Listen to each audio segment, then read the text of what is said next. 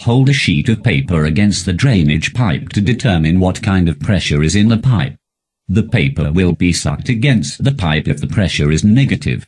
If this happens, measure the pressure with a manometer to determine how long the pipes should be.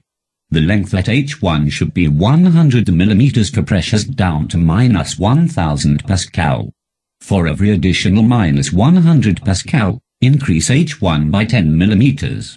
The length at H2 should be at least half as long as H1. When the installation work is completed, fill the water trap with water.